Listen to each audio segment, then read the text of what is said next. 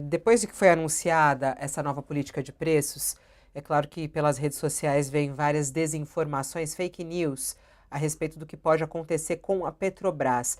Queria perguntar bem diretamente à senhora, há algum risco para a Petrobras em relação a isso? Até na nossa live agora, o Yuri Felipe escreve: a Petrobras vai falir em 6 meses. Ele cravando isso. E alguns falam, tá vendo? Tá aí, ó.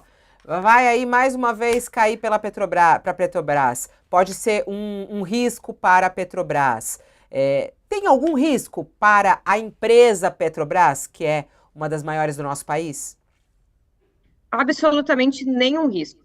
Em primeiro lugar, pelo compromisso dessa política de preços de operar um preço mínimo, né, como eu falei, que leva em consideração a cobertura da totalidade dos custos, mais uma taxa média de lucro, né, vinculada, inclusive, a parâmetros internacionais, mas também porque na história da Petrobras, ela nunca operou uma política que equiparava o seu preço doméstico ao preço internacional. A PPI é uma exceção, né? Portanto, é bom desconstruir esse argumento de que a PPI era o preço de mercado e as antigas precificações da Petrobras eram os preços de intervenção.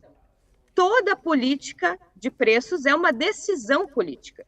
Não existe o preço de mercado, até porque os outros países, inclusive os Estados Unidos, não usam o preço internacional como uma camisa de força, como usava o Brasil.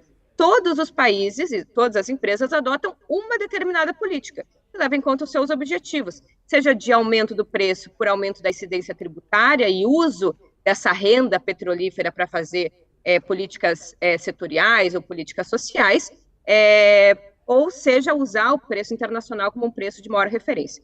Mas a Petrobras, então, nunca usou a política do preço internacional, fora a partir do governo Michel Temer, em 2017, e ela nunca quebrou. Eu acho que é bom sinalizar que mesmo quando a Petrobras teve, durante 2 anos seguidos, prejuízo né, na sua receita líquida, esse prejuízo foi um prejuízo que não se deu na esfera operacional, mas na esfera contábil. Deixa eu tentar explicar muito rapidamente. A Petrobras nunca teve prejuízo operacional, ou seja, ela nunca operou ela nunca captou, nunca recebeu menos do que ela gastou no ano corrente. Isso se chama disponibilidade de caixa e lucro operacional. Então, quem quiser pode olhar nos balanços da empresa, todos os anos ela teve uma receita maior do que a sua despesa, portanto, inclusive no ano de 2014, ela ampliou a disponibilidade de caixa.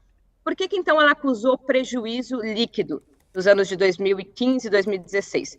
Porque ela incutiu, em termos contábeis, né, no seu balanço, as perdas de corrupção dos anos anteriores, a queda do preço do barril do petróleo, porque como uma empresa de petróleo, ela tem o seu valor de mercado, né, e o seu valor como empresa muito ditado no preço internacional, e também o processo de impairment, que é um processo de desvalorização de quanto vale os seus ativos, muito em função também da queda do barril do petróleo.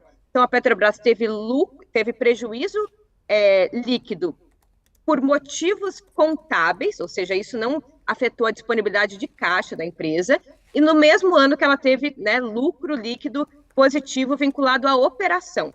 Então, a Petrobras nunca teve próxima de quebrar, ela sempre gerou muito mais caixa do que ela gastou, e ela acusou esse prejuízo, como inclusive acusou todas as petroleiras no mundo entre os anos de 2014 e 2016, muito mais em função da queda do barril do petróleo, portanto, é um prejuízo artificial. É como se eu tivesse um salário maior do que os meus gastos, e aí, quando eu vou fazer o meu balanço do mês, eu coloco a desvalorização do preço do meu imóvel para dentro desse balanço e acuso prejuízo.